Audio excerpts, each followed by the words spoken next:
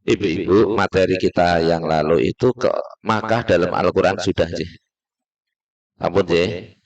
Makkah dalam Al-Quran sudah. Sekarang kita masuk materi yang ke berikutnya, yaitu keutamaan keutamaan Makkah, keutamaan Makkah. Nah, ini materi berikutnya, keutamaan Makkah.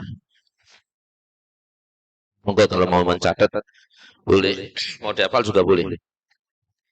Ya, kalau saya buatkan makalah, ibu-ibu mencatat, monggo silahkan. Ya, keutamaan Makkah dulu, Ji. Makkah dulu. Nanti ke depan baru materi yang lain, apa keutamaan Madinah, ya. Keutamaan Makkah ini, Makkah dulu, berbicara Makkah. Nanti buku yang kedua tentang Madinah. Jadi itu Makkah dulu, keutamaan Makkah, kemudian tempat-tempat suci yang Allah sediakan di Makkah itu apa saja gitu. Kemudian filosofi tanah Makkah. Orang berhaji itu kan, ibu-ibu, orang berhaji atau berumrah itu kan bicaranya dari batu ke batu, ya. Tawaf mengelilingi Ka'bah batu. Kemarin sudah saya sampaikan, ya. Ka'bah kan batu, ya kan? Dua, lari-lari dari Safa ke Marwah, Gunung Safa, Gunung Marwah, batu.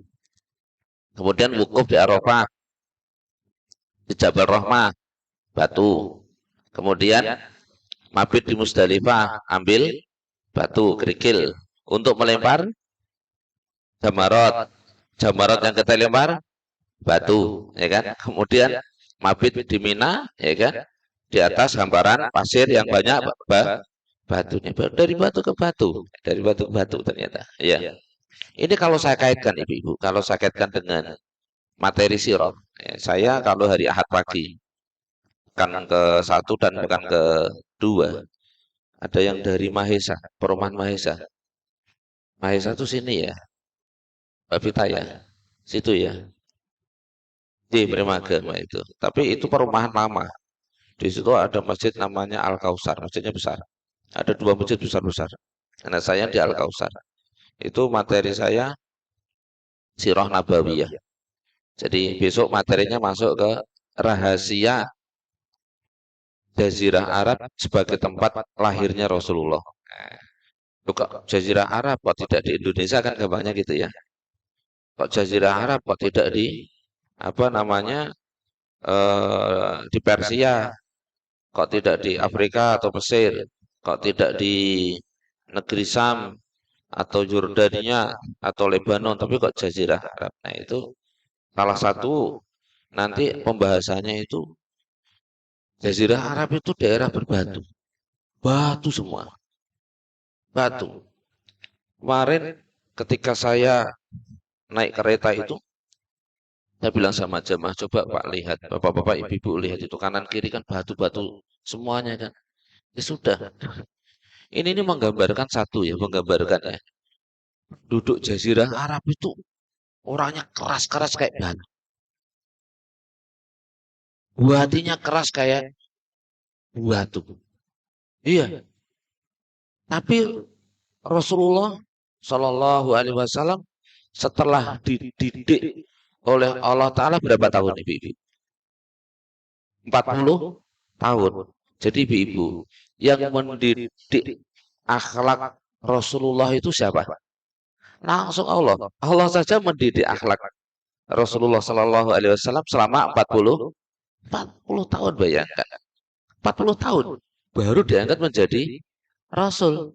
Rasulullah mendapat gelar Al-Amin di usia berapa? 30 tahun atau 35 tahun. Orang-orang Arab memberinya gelar Al-Amin, orang yang dapat dipercaya. Ya kan? Gelar itu sulit didapat pada saat itu. Iya. Karena apa? Buatnya keras kayak batu. 40 tahun langsung dididik oleh Allah Ta'ala. Langsung dididik. Ibu-ibu. Ya kan? Ibu-ibu mendidik anak-anak ibu-ibu, cucu ibu-ibu berapa tahun? Didik akhlaknya loh, ya.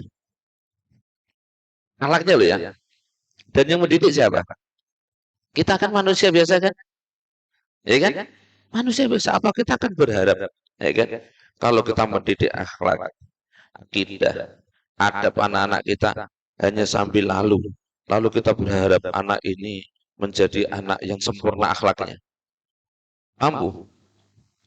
Nggak mampu kan? Padahal kita mendidik anak-anak kita, cucu-cucu kita, ya kan? Sambil ya kan? Artinya tidak fokus. Bahkan mungkin maaf, ya, lebih banyak teori daripada praktek. Saya katakan teori apa? Ya kan? Kalau praktek itu kan keluarga itu kan ya mengamalkan adab-adab, akhlak-akhlak yang baik kan begitu kan? Adab-adab, akhlak-akhlak yang baik. Tapi boleh jadi loh ya. Boleh jadi itu tidak kita tanamkan pada diri kita. Tidak. Sehingga anak-anak, cucu-cucu, bapak, ibu-ibu, ya kan? Ya akhlaknya standar-standar saja. Ya kan? Kalau sama kedua orang tuanya ya masih aja suka bantah kan itu kan. Rasulullah pernah bantah ibunya, pernah bantah bapaknya. Bagaimana mau bantah? Bapaknya meninggal pada usia berapa? 2 bulan di dalam kandungan. Nah, itu loh rahasianya. Ya kan? Ibunya meninggal pada usia Rasulullah pada usia 6 tahun. Sempat diasuh oleh ibunya lama? Tidak sempat. Begitu lahir, ya kan? Pertama kali yang mengasuh Rasulullah siapa? Suwaibah. Siapa itu Suwaibah? Suwaibah itu budaknya Abu Lahab. Abu Lahab. Orang yang paling bergembira pada hari itu. Orang yang paling sayang, paling cinta. Dan orang yang pertama kali gendong Rasulullah diberikan kepada ayahnya Abdul Muthalib. Abu Lahab. Ya kan, waktu itu namanya belum Abu Lahab. Abdul Uzza. Iya, Abdul Uzza. Satu-satunya anak Abdul Muthalib yang bernama Abdullah. Itu ayahnya Rasulullah. Apa artinya Abdullah, ibu-ibu? Hamba? Hamba Allah. Kalau tahu hamba Allah, kenapa ada orang yang bilang ayahnya Rasulullah itu kafir? Itu kan kurang ajar kan? Loh, namanya siapa? Artinya apa? Hamba Allah. Ada yang bilang ayah Rasulullah kafir. Ada enggak? Pernah dengar enggak? Pernah? Masuk? Kok berani-beraninya? Ya kan? Oleh Allah Ta'ala itu kan sudah dijaga kan? Namanya Abdullah. Sudah jelas namanya Abdullah hamba Allah. Beda dengan Abu Lahab. Namanya siapa? Abdul Uzza. Artinya Uzza apa? Patung Uzza. Hambanya patung Uzza. Kalau ini kafir, jelas kan? Jelas kalau ini, ya kan? Lah Abdullah ya. Abdullah ya. Makanya ibu-ibu yang kemarin-kemarin dengar ayahnya Rasulullah itu kafir, masuk neraka, jadi stop. Ya kan? Nanti tak bukakan rahasia. Ya kan? Kenapa Allah Ta'ala wafatkan ayahnya Rasulullah ketika masih berada dalam kandungan 2 bulan. Loh, apakah pada saat itu ayahnya Rasulullah tidak mengikuti agama Nabi Isa? Pengikut agama Nabi Isa banyak, masih banyak.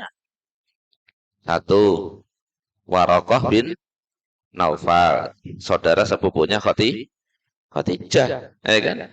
Dua, yang bertemu Rasulullah ketika dagang ke negeri Syam pertama kali siapa?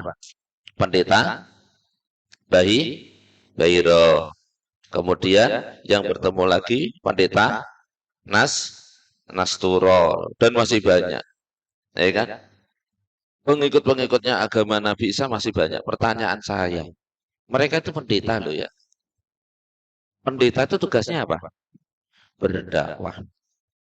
Pendeta itu seperti kalau sekarang itu kiai, ulama, ya kan?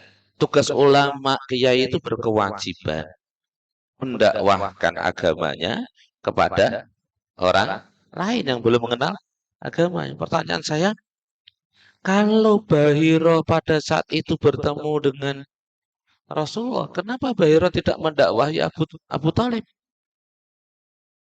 Ya kan? Kan bertemu dengan Abu Talib. Kalau Waraqah bin Naufal yang tinggal di Mekah, seusia bahkan lebih tua dari Abdullah, kenapa Waraqah tidak berdakwah di Mekah? tidak mendakwakan agama Nabi Nabi Isa. Saat itu sudah tidak ada Rasul, adanya Nabi, adanya orang-orang soleh.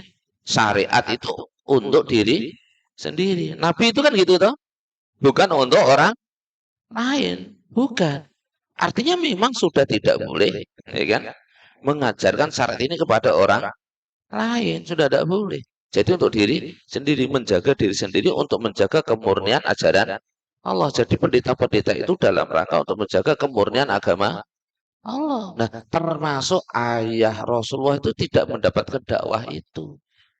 Maka oleh Allah Ta'ala diwafatkan di usia muda, di usia muda. Bahkan ibu-ibu, maaf ibu-ibu, maaf ya. Pernikahan ayah Rasulullah dengan Aminah dan pernikahan ibu-ibu dengan suaminya itu lebih syar'i mana? Ayo, oh mengakui sendiri itu, mengakui. Iya, betul Ibu. Di dalam kitab yang namanya Hadal Habib, ya kan? Inilah kekasihku yang nyusun, yang mengarang kitab itu, Syekh Abu Bakar Jabir Al-Jazairi. Dulu pernah menjadi Imam Masjid Nabawi, pernah juga menjadi dosen guru besar di Universitas Islam Madinah. Di dalam buku itu beliau mengatakan bahwa pernikahan Abdullah dengan Aminah itu adalah pernikahan syar'i, ya kan? Pernikahan yang sesuai dengan syariat tanpa melalui maaf lu ya pacaran. Melalui pacaran, ya kan? Maka dikatakan nikah syar'i tanpa melalui. Ayo jujur, ibu-ibu dulu piye? Oh jangan tertawa. Sebelum menyalahkan ayah Rasulullah lu. Ayo dulu piye? Pakai pacaran dulu, kenapa betul? Ah ya sudah jujur berarti. Alhamdulillah, Pak. Jujur. Sudah ya mengakui ya. Lebih syar'i mana? Ibu-ibu. Di dalam kitab Sifatus Sofah, sifat orang-orang yang suci. Sahabat-sahabat Nabi itu yang masuk di dalam rumah, yang tinggal maksud saya, tinggal di Darus Sofah itu ada 70. Nah, buku itu mengupas tentang mereka, Sifatus Sofah. Itu di dalam kitab itu dikatakan begini. Setelah Abdullah menikah dengan Aminah, nah ini saya cerita ayahnya dulu ya. Setelah Abdullah menikahi Aminah, ya, itu Abdullah keluar rumah, bertemu dengan seorang wanita yang namanya Fatimah. Fatimah. Di dalam kitab itu katakan, ya min ahlil kitab. Dia itu pemeluk agama Nabi Isa alaihissalam. Wa kanat, ya kan, min ajmali nisa fi qaumiha. Dia itu secantik-cantik wanita di kampungnya. Dan sepandai-pandai wanita di kaumnya. Hafal yang namanya Injil. Ya kalau sekarang hafidhoh. Hafidhoh bayangkan. Hafidhoh. Ya kalau saat itu hafidhoh Injil. Rasulullah belum lahir. Ya kan? Hafal. Hafal. Dia dari Bani Muljam. Bani Muljam itu Bani yang kuat sekali memegang agama Nabi Isa alaihissalam secara murni. Berlalu Abdullah. Lalu Fatimah ini ketika berada di depan rumah melihat Abdullah itu langsung kaget. Dekat padahal tidak biasanya Fatimah itu berbicara kepada laki-laki. Tidak kaget. Ya kan? Di dalam buku itu dikatakan gini. Ketika Abdullah lewat di depan Fatimah itu menyaksikan ya, cahaya nubuah yang terpancar dari dalam dirinya. Bayangkan, cahaya nubuah. Ini Fatimah itu kan karomah. Kalau bahasa kita sekarang karomah. Kalau bahasanya Nabi, mukjizat kan. Itu kan karomah, satu kemuliaan yang Allah berikan kepada Fatimah. Ya kan? Sehingga Fatimah ini mampu ya kan, melihat cahaya nubuah pada diri Abdullah. Ya karena mungkin dia seorang hafidhoh ya. Seorang hafidhoh yang menjaga kemurnian agama Nabi Isa alaihissalam. Datanglah Fatimah kepada Abdullah. Apa katanya? Ya kan, man anta, siapa nama kamu? Ya kan, saya Abdullah bin Abdul Muthalib. Engkau Abdullah bin Abdul Muthalib. Ya kan? Wahai pemuda, dia bilangnya pemuda karena kan barusan menikah, usianya 18 tahun. Ya, ya orang-orang Arab itu kan kalau nikah muda-muda. Ya kan? Kalau nikah yang laki-laki usia 18 tahun, ya berarti lulus SMA ya, ya. Nikah, terus istrinya saat itu Fatimah usianya itu kalau tidak salah 14 tahun. Masih muda tuh. Aminah ya, Aminah. Aminah ya. Ah, iya, Aminah. 14 tahun. Ibu-ibu nikah usia berapa tahun? Nah, makanya kan anaknya sedikit-sedikit ya. Ya, anak saya juga sedikit, 4. Ya. Kalau orang-orang dulu anaknya banyak, ya kan? Ya kayak bapak-bapak kita, mbah-mbah kita itu kan anaknya banyak-banyak kan? Makanya rezekinya banyak kan? Tanahnya luas, kan itu ya. Kebunnya luas, sawahnya luas. Kalau kita kan tanahnya kecil. Kalau uang kita menghidupi orang sedikit, oh, ya sudah dikasih sidik-sidik. Ya. Nah ini apa namanya? Fatimah, ya kan? Bertanya, saya Abdullah. Fatimah bertanya kepada Abdullah. Yang bertemu dengan Abdullah kan Fatimah. Aminahnya di rumah. Ya. Sudah ya. Sudah fokus. Sekarang ke Fatimah dulu, Fatimah ya. Aminahnya di rumah ya, kita tinggal dulu. Dalam masa? Oh enggak. Nah sudah, Fatimah ini saya melihat cahaya nubuah pada diri kamu. Nah ini maaf ya, jangan salah.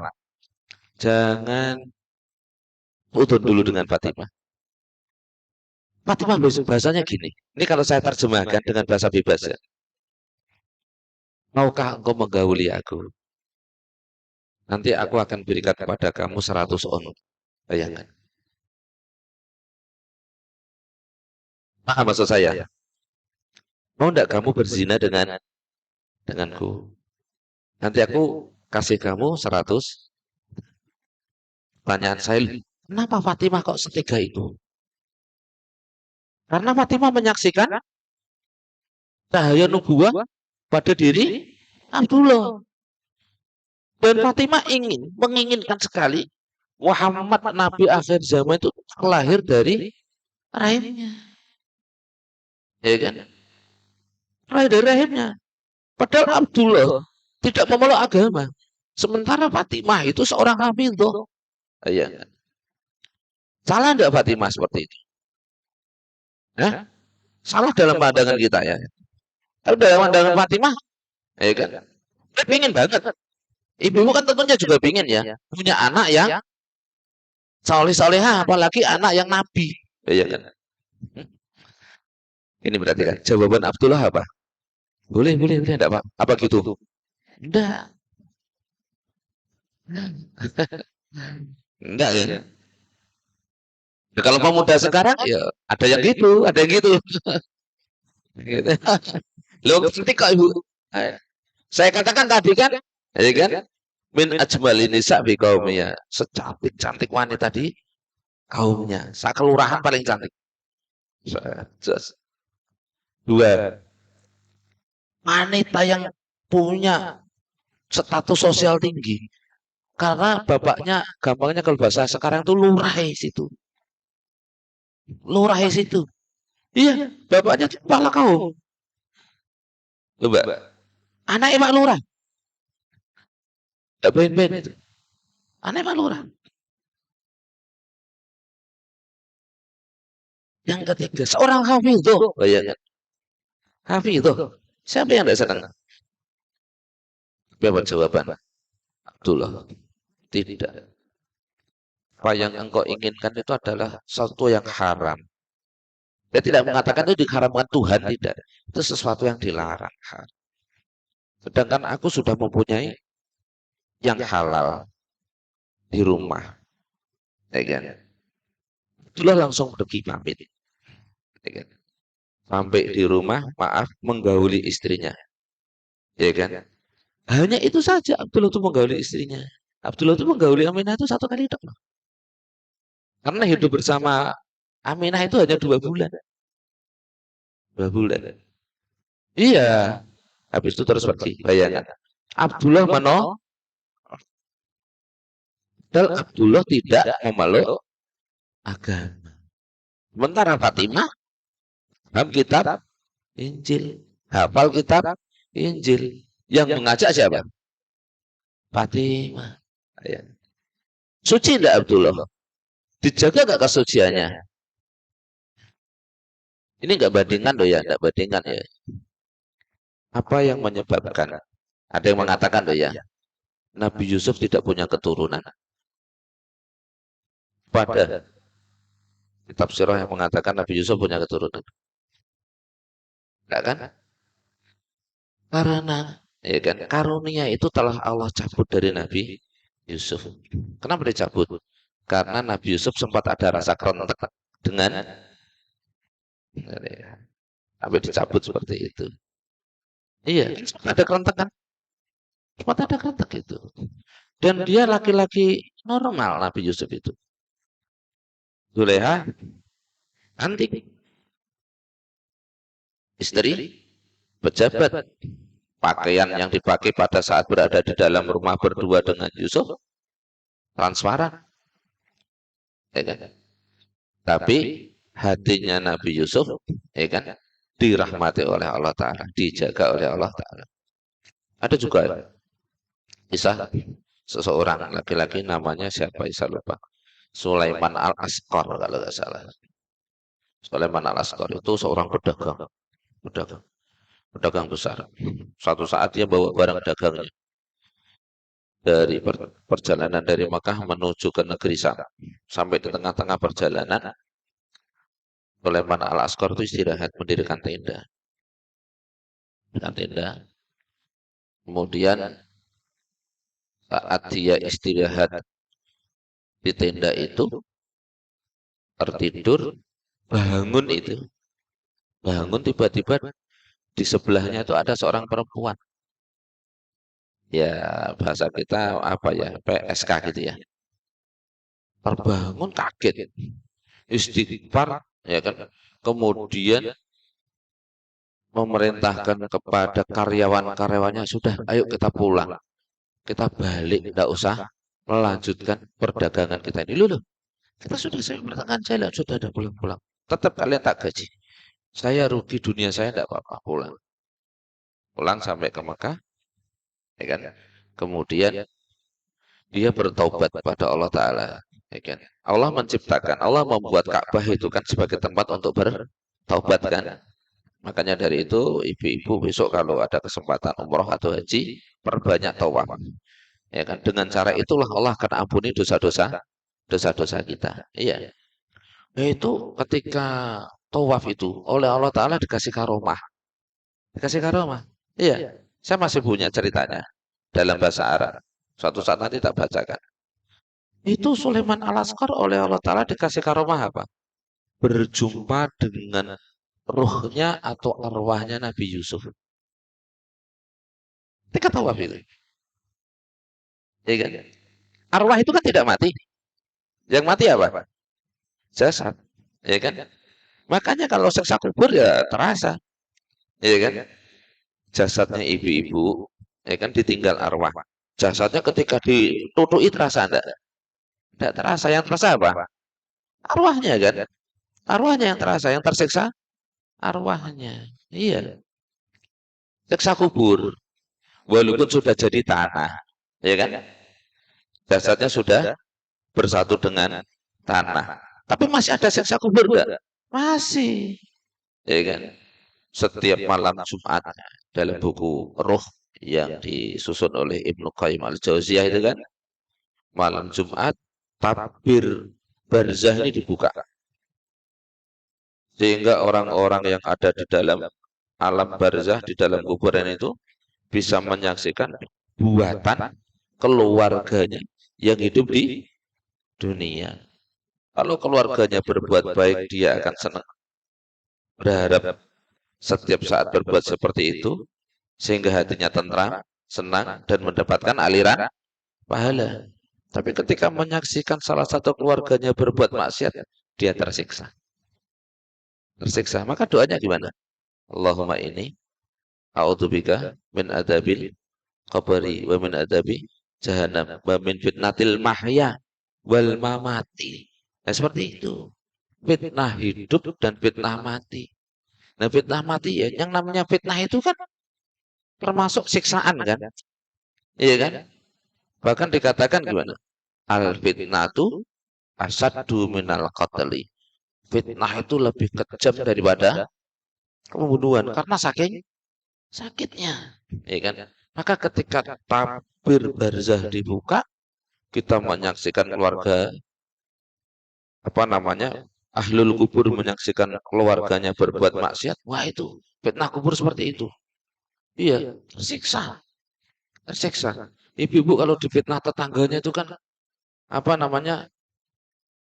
Sakit ya, sakit bahkan sampai kurus ya. Makan, iya kan seperti itu kan? Sampai kurus. Iya, nah seperti itu. Nah tadi arwahnya Nabi Yusuf itu, ya kan? Pernah dengar cerita nggak? Dialog antara manusia yang masih hidup dengan arwah. Pernah? Belum. Nabi Musa, ya betul. Nabi Adam dan Nabi Musa.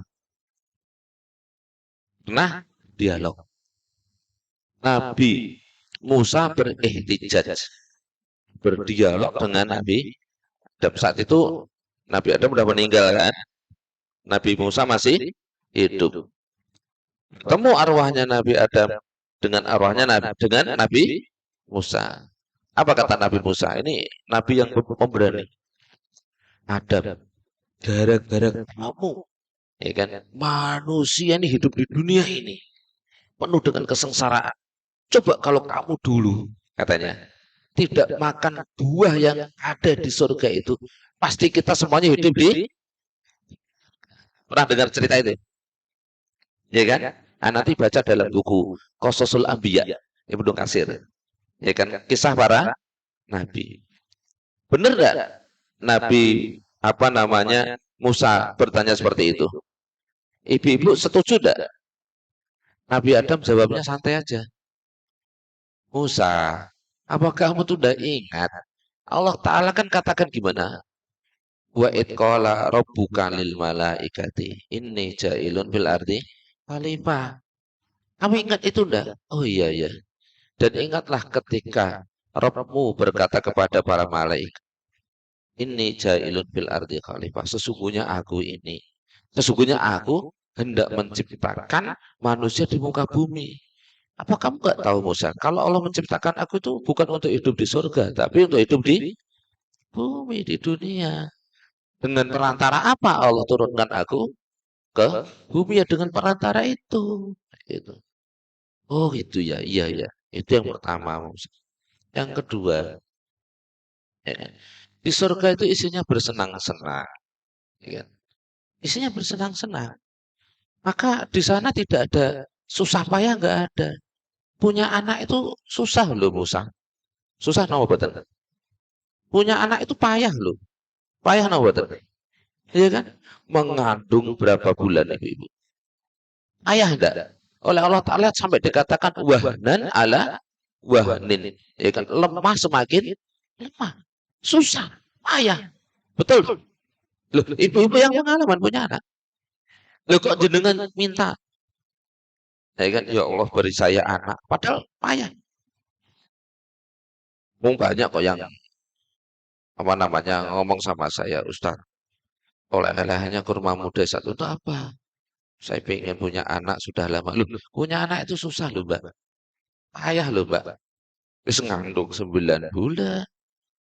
Nanti melahirkannya sakit, butuh biaya. Ya kan? Nanti masih netei selama 2 tahun. Ya ora iso turu. Ya kan? Habis itu didik. Ya kan? Ya kalau soleh, kalau beli pakai jengkel. Ya kan? Lo kok tidak dijaluk. Wes berduaan enak wes. Ya udah gitu saja kan. Ternyata kan memang nuraninya wanita itu kan punya, ya kan. Seperti itu. Makanya di surga itu nggak ada apa namanya susah payah itu udah ada. Senang-senang. Nggak mungkin kamu apa namanya kalau saya di surga bersama Hawa, nggak akan lahir kamu Musa, nggak akan lahir manu manusia.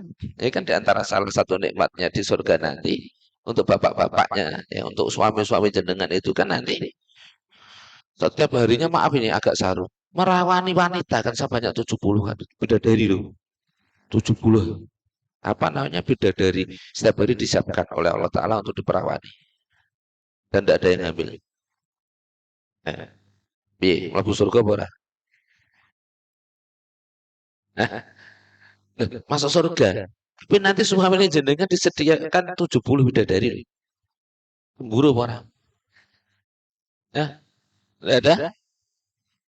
Tidak ada cemburu. Bisa kandani dulu ya, siap-siap dulu ya. Siap-siap ya, ibu-ibu. Besok suami ibu-ibu di surga. Ya kan? Oleh Allah Ta'ala. Ya kan? Diberi istri 70 bidadari. Kira-kira cantik mana sama ibu-ibu? Bidadari loh. Hah? Cantik mana? Bidadari loh. Bidadari. Ya kan?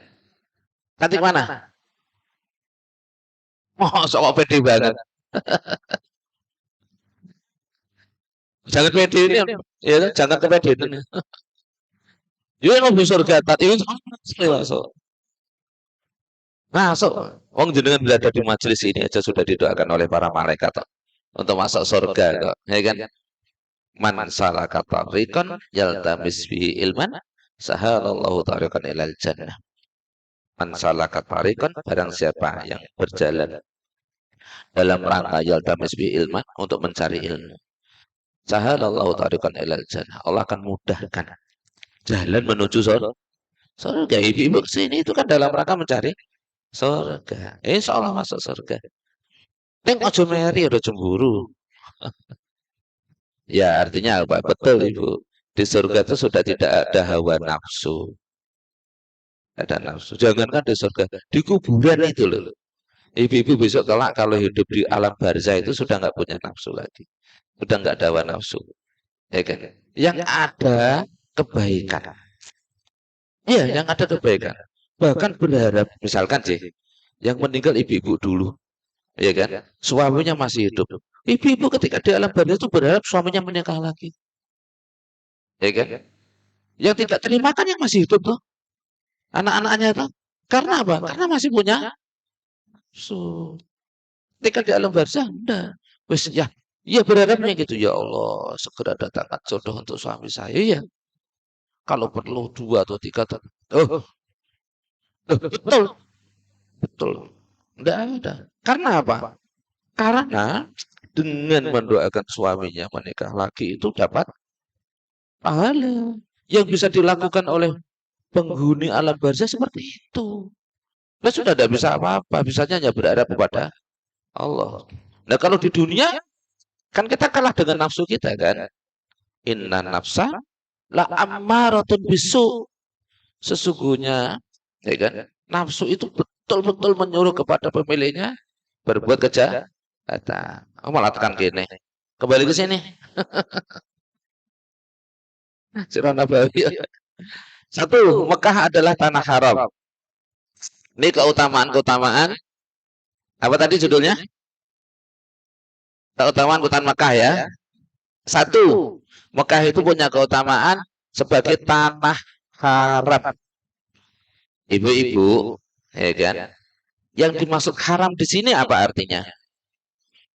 Suci.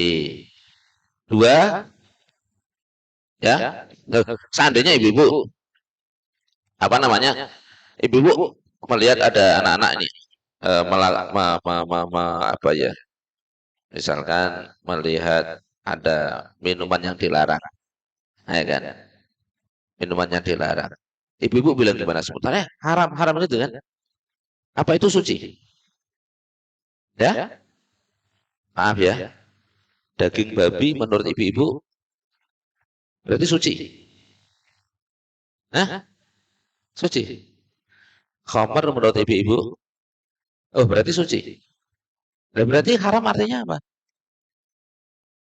Ya tadi, kalau ibu-ibu haram artikan suci, misalkan khamar itu haram, berarti khamar itu gitu maksudnya. Daging babi itu haram, berarti daging babi suci. Itu. Dan terus haram yang dimaksud di sini gimana? Masjidil berarti masjid yang dilarang. Lalu, gimana yang dimaksud haram di sini? Dulu Abu Jahal itu nggak Islam loh, Mbak. Abu Lahab nggak Islam loh. Abu Lahab itu yang menguasai. Abdul Muthalib itu juga penyembah berhala. Ayo gimana ini? Maka itu adalah tanah haram. Ya, ya. Haram itu mempunyai dua arti. Ya, saya jelaskan dulu sih, biar nggak salah paham ya. Haram itu punya dua arti. Arti yang pertama adalah suci atau kurung buka terjaga gitu ya. Arti yang kedua dilarang. Dilarang. Jadi kalau Mekah adalah tanah haram, itu Mekah berarti tanah suci. Tanah yang suci. Dua, Mekah adalah tanah haram. Iya, Mekah itu tanah yang dilarang. Nah, sekarang kita tempatkan, ya kan? Mekah tanah haram yang berarti suci, iya, ya kan? Mekah itu ya, tanah suci atas doanya Nabi Ibrahim. Dan nanti kalau Madinah itu atas doanya siapa? Nabi Muhammad. Jadi Mekah itu tanah haram, tanah suci atas doanya Nabi Ibrahim. Atas doanya Nabi Ibrahim. Agar Allah mensucikan tempat tersebut. Suci. Suci. Dua. Ya, jadi itu atas doa Nabi Ibrahim agar Mekah dijadikan sebagai tanah suci. Dua. Ya, dua. Mekah dikatakan sebagai tanah suci. Ya, sebagai tanah suci. Suci secara akidah. Secara akidah. Artinya tidak ada kesirikan lagi di kota Makkah. Tidak ada kesirikan lagi di kota Makkah. Nah ini ibu-ibu biar tidak salah paham. Ya, ibu-ibu kan kalau di Mekah itu apa ya, madhabnya kan termasuk yang madhab yang sangat hati-hati ya Bu ya. Sangat hati-hati. Maka di Mekah itu ibu-ibu itu kan tidak ada pengkultusan terhadap benda kan gitu ya. Tidak ada kan? Jangan salah paham. Ya kan? Ya maaf ini. Banyak orang-orang Indonesia khususnya tuh yang menyebut gini. Wah, itu aliran Wahabi kan gitu toh. Ya kan? Wahabi itu memang keras seperti itu. Sebenarnya bukan di situ tempatnya. Tapi memang Saudi, ulama-ulama Saudi itu dalam rangka menjaga kemurnian akidah, maka mereka harus berhati-hati betul. Satu, contoh ya, rumahnya Rasulullah bukan kelahirannya ya, bukan tempat kelahirannya ya. Itu kan memang diratakan dan sengaja dihilangkan jejaknya agar tidak terjadi pengkultusan. Coba kalau terjadi pengkultusan, pasti banyak orang yang berdoa meminta ke situ toh. Nah, sebenarnya ke situ arahnya. Ya kan? Ini biar kita imbang ya. Artinya biar kita imbang, biar kita tidak mengatakan mereka itu orang-orang Wahabi itu orang-orang yang keras, tidak ya. Bukan ya, tapi memang dalam rangka untuk menjaga kesucian tempat tersebut. Karena memang Makkah itu Allah amanahkan kepada mereka. Kalau sampai mereka tidak menjaga kesucian tempat tersebut, bisa saja Allah datangkan peringatan. Makanya di sekitar Makkah itu, ibu-ibu, ya kan, di sekitar Makkah itu enggak ada tempat-tempat yang memang apa namanya dikeramatkan, enggak ada, enggak ada. Contoh yang lain lagi, Jabal Rahmah atau Jabal Rahmah. Di Arafah itu ada gunung namanya Jabal Rahmah. Di atas itu kan ada apa namanya tugu. Orang-orang kita, orang-orang Indonesia khususnya, itu mengatakan tugu itu tempat pertemuan antara Adam dan Hawa. Maka dikatakan Jabal Arafah, maksud saya Arafah. Arafah itu kan saling mengenal kembali kan. Terus di gunungnya Jabal Rahmah, bukit kasih sayang, ya kan? Bukit cinta. Nah, kalau orang bilang seperti itu, bukit kasih sayang ditandai dengan itu. Nah, orang-orang Indonesia, contoh aja contoh. Kemarin saya tanya itu kepada ibu-ibu, pada mau kemana ibu? Saat mau naik boleh, saat boleh, silahkan. Nah, saya tanya, ngapain mau naik? Gitu. Ya, berdoa saat. Berdoa untuk apa? Ya ada tuh teman saya yang belum dapat jodoh misalkan ya. Mau didoakan di sana. Nah, seperti itu kan. Tak ajak Bu, saya bilang gitu. Nah, ya, saya ajak ke Jabal Rahmah itu. Itu di Jabal Rahmah itu di bawah-bawah itu kan kayak ada gua kecil-kecil ya. Nah, itu tempat rongga-rongga apa namanya? Batu gitu ya. Coba Bu lihat di dalam. Di dalam itu banyak foto ibu-ibu. Banyak foto. Iya, ada foto cowok, ada foto saya wes milihan nang kono gitu. Ya mereka sudah meninggalkan foto itu. Dilemparkan ditulis itu, ditulis. Jadi ini misalkan foto ya. Mama, moga-moga segera dapat ya kan. Mama misalkan Ali, ya kan. Semoga segera dapat jodoh yang cantik, yang semuanya ya. Dilempar di situ, iya kan. Dilempar di situ. Yang cewek juga begitu. Nama Siti. Deg-deg iya, dilempar situ. Saya enggak tahu Bu, mereka sudah dapat jodoh atau belum saya enggak tahu. Iya, itu kalau ketahuan oleh pemerintahan Saudi dilarang kan? Itu dalam rangka menjaga itu. Iya. Tapi orang-orang Indonesia banyak naik di atas. Juga banyak yang menuliskan pakai spidol itu. Pakai spidol. Itu banyak. Nah ya, itu sebenarnya kan perbuatan-perbuatan yang dilarang. Maka kan selalu diingatkan itu ya. Diingatkan. Jadi kalau mohon pada Allah. Kalau saya mengingatkan begini kemarin.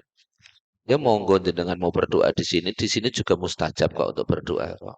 Apalagi pada hari Arafah. Ini kan di Arafah, saya bilang gitu. Ini tempat yang mustajab. Monggo kalau berdoa di sini, minta jodoh di sini, monggo silahkan. Tapi ingat, ya kan? Ingat, kita berdoa di tempat ini saja. Tapi kita jangan sampai punya keyakinan bahwa Jabal Rahmah itulah, ya kan?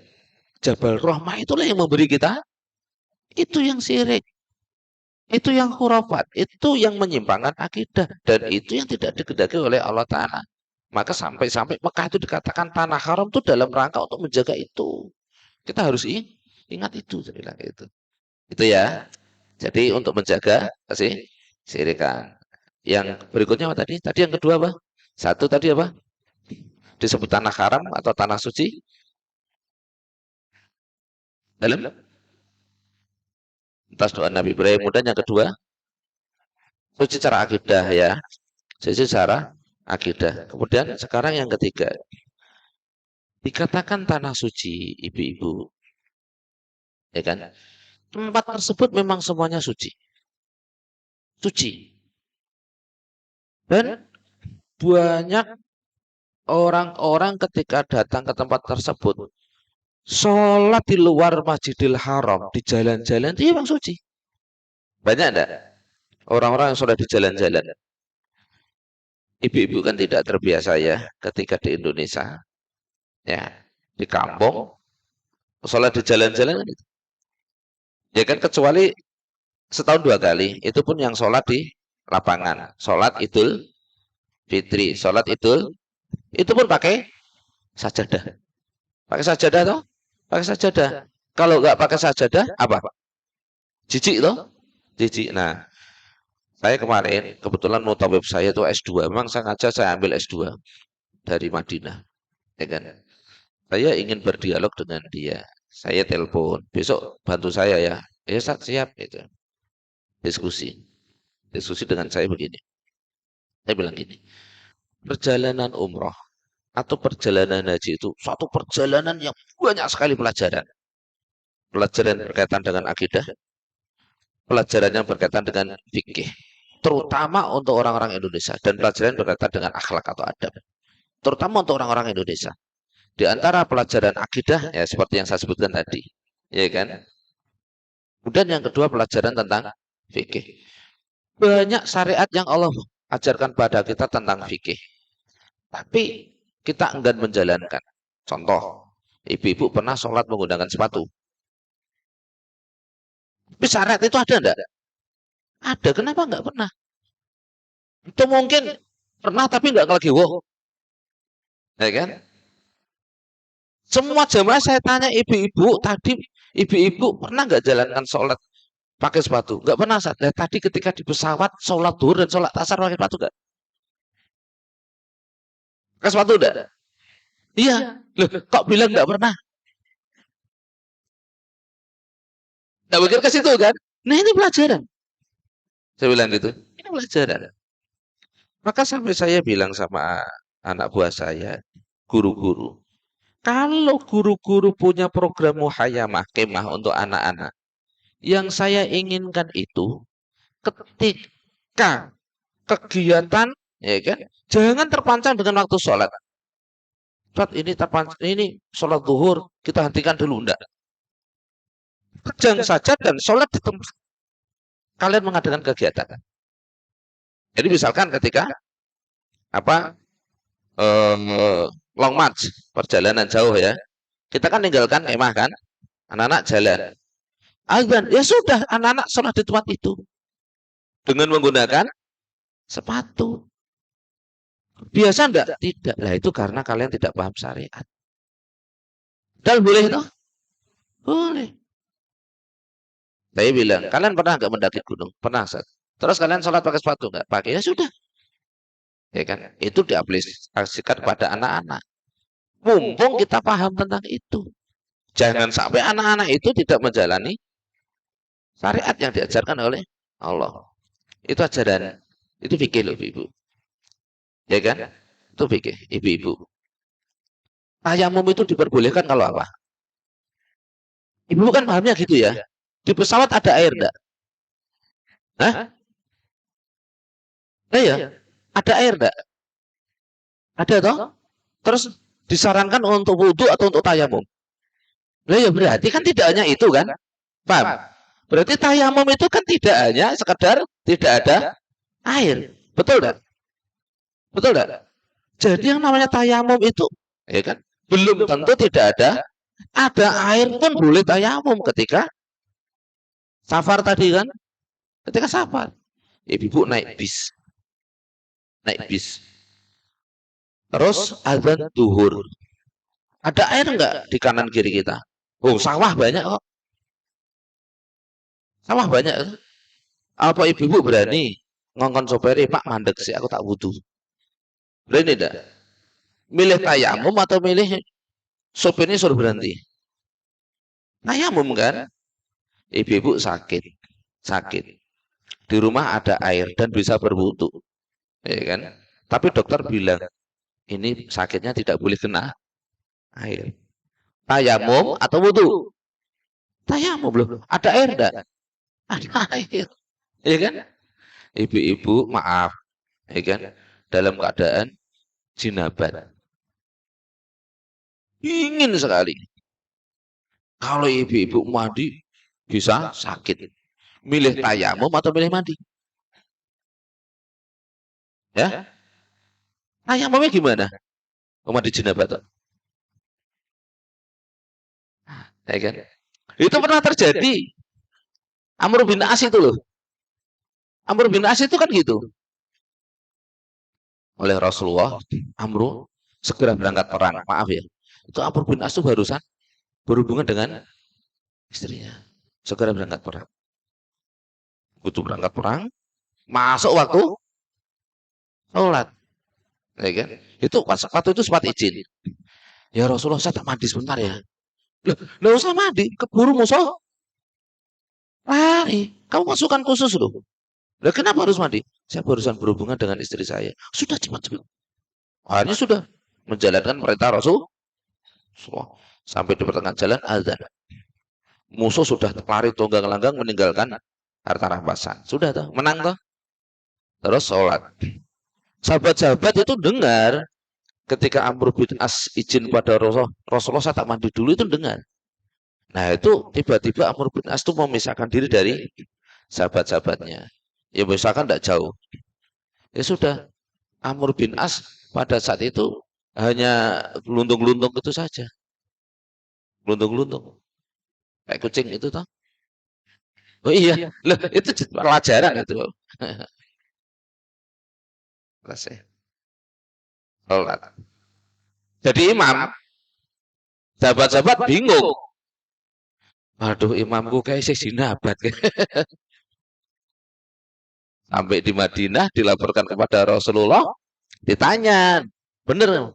Iya, tadi saya sudah tanya mau. Oh ya sudah, ya sudah, boleh. Pelajaran enggak? Pelajaran. Ya. Dalam? Oh, sipin kan kena air toh, Bu. Itu ya tanah haram. Yang berikutnya, haram itu berarti dilarang. Haram itu berarti dilarang. Satu, dilarang berbuat maksiat. Betul tidak? Ya kan? Dilarang berbuat maksiat. Dua, dilarang bagi orang-orang non-muslim masuk di tempat tersebut. Dilarang kan orang-orang non-muslim, tadi Mbak Vita kan bilang dilarang orang-orang non-muslim masuk di Makkah. Ketiga, dilarang bagi Dajjal masuk ke Makkah. Jadi bisa dipahami ya. Mekah itu berarti tanah haram yang berarti suci, suci dari syirik, suci tempatnya atau tanahnya, terus suci karena doa Nabi Ibrahim. Maka adalah tanah haram yang berarti dilarang, dilarang berbuat maksiat atau dosa, dilarang bagi orang non muslim. Kemudian dilarang bagi Dajjal. Dajjal tidak bisa masuk ke, ya kan, bahkan ada yang mengatakan dilarang mengazab, menyiksa orang-orang yang dimakamkan di tanah haram. Ya, ada sampai seperti itu. Jadi tidak ada siksa, ya kan, di Makkah. Ada yang saya mengatakan seperti itu. Makanya orang yang meninggal di Makkah atau orang yang meninggal di Madinah itu bersyukur sekali. Sampai-sampai Rasulullah mengatakan gimana?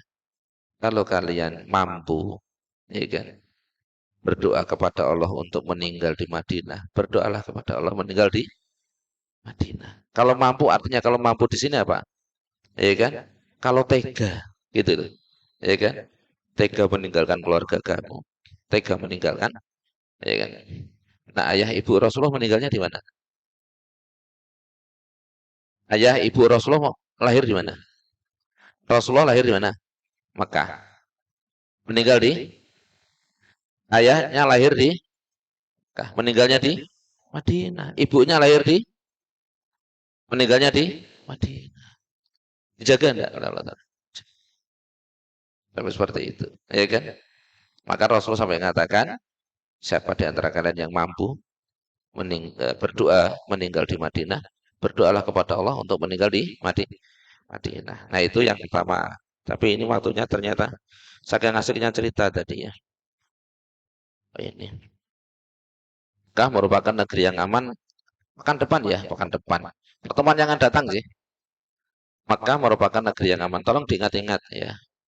Tolong diingat-ingat besok kalau pas ada pertemuan dengan saya lagi, kita sampai Makkah merupakan negeri yang aman. Insya Allah nanti. Ini materinya banyak cerita itu Mbak Vita. Tidak apa-apa ya. Maka merupakan negeri yang aman seperti apa nanti. Amannya aman yang seperti apa. Nanti insya Allah akan saya banyak ceritakan. Di antara salah satunya adalah Allah amankan dari apa? Dari Raja Abraha kan, dulu akan menghancurkan tuh, aman. Dan masih banyak orang-orang Syiah atau orang-orang Syiah. Ini kan dulu juga hendak menghancurkan kota Makkah. Allah datangkan keamanan di sana. Ya, demikian ibu-ibu yang dapat saya sampaikan pada pagi hari ini. Saya mohon maaf tadi banyak ceritanya ya. Ngelantur ya, yang ngelantur. Iya. Ya kalau saya sudah cerita itu kadang ngelantur ke sana kemari gitu. Ya maka apa namanya? Ke depan insya Allah nanti kita akan fokus ke sini, maka merupakan negeri yang aman, kemudian apa namanya? Mekah rumah pertama yang dibangun di muka bumi sebagai tempat yang khusus untuk beribadah, ya kan? Dan yang keempat, ini kita tulis dulu kisi-kisinya aja. Kiblat yang menyatukan kaum muslimin. Kiblat yang menyatukan kaum muslimin. Nah, nanti saya ceritakan juga kenapa kiblat pertama kali orang-orang Islam tidak di Ka'bah. Di mana kiblat pertama kali? Ya, Palestina, ya kan? Palestina. Pada saat itu Rasulullah berada di mana? Di Makkah atau di Madinah? Maka sholatnya Rasulullah bagaimana? Nah itu ya. Nanti besok kita ungkap rahasia itu. Ya sholatnya Rasulullah itu di Makkah. Rasulullah saat itu di Makkah. Tapi Rasulullah tidak pernah membelakangi Ka'bah. Kalau sholat. Loh, kenapa Allah Ta'ala kok tidak langsung memerintahkan Rasulullah sholatnya menghadap Ka'bah? Kan itu. Itu ada rahasianya. Ya, ada rahasianya. 5. Mekah menjadi induknya kota-kota yang lain. Maka disebut Ummul Qura. Induknya ya. Menjadi induknya kota-kota yang lain. Makanya kan manusia seluruh dunia, orang-orang Islam seluruh dunia kembalinya kemana? Kalau beribadah. Mekah. Ya kan? Ke Ka'bah. Nah ini. Ada 5 aja keutamaannya. Yang pertama saya ulangi. Mekah adalah tanah haram. Tulisnya haram loh ya, karena haram di sini mempunyai 2 arti ya. Yang berarti suci juga berarti dilarang. 2. Mekah merupakan negeri yang aman. Wahadal baladil amin. Nanti saya jelaskan apa namanya wati ini, terus wazaituni, terus waturi ini, terus ah, watin itu apa yang dimaksud dengan atin di situ? Itu nama negeri semua. Watin demi batin. Padahal yang dimaksud di situ negeri. Wazaitun demi wazaitunnya dimaksud di situ juga negeri. Terus batu dari sini demi bukit tur Sina. Wahadal. Nah, itu negeri semua. Negeri tin yang dimaksud, negeri zaitun yang dimaksud. Nah, itu nanti saya jelaskan. 3.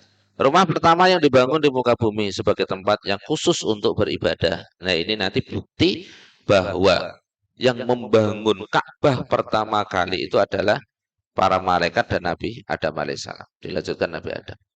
Jadi Nabi Ibrahim itu yang ketiga. Yang pertama adalah malaikat, yang kedua adalah Nabi Adam, yang ketiga adalah Nabi Ibrahim. Sudah? Yang keempat, kisi-kisinya dulu ya. Kiblat yang menyatukan kaum muslimin. Ya, ini nanti saya akan banyak berbicara tentang rahasia Allah Ta'ala perintahkan Rasulullah pertama kali sholat menghadap ke Baitul Maqdis. Nah, di sini nanti ada rahasia-rahasianya. Dan nanti akan mengungkap rahasia itu. 5. Menjadi induknya kota-kota yang lain. Ummul Qura. Nah, demikian kisi-kisinya nanti kalau apa namanya eh, jadwal saya dijadwalkan, saya diberitahu sebelumnya sih Bu.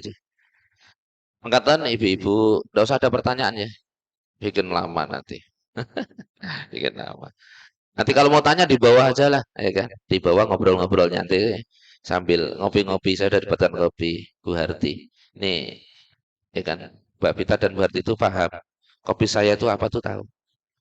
Ibu-ibu tak kasih tahu mau. Artinya gini, nanti kalau saya ke rumah ibu-ibu buatkan saya itu. Biar nggak Gitu ya. mubazir. Dalam Dalam Mesir.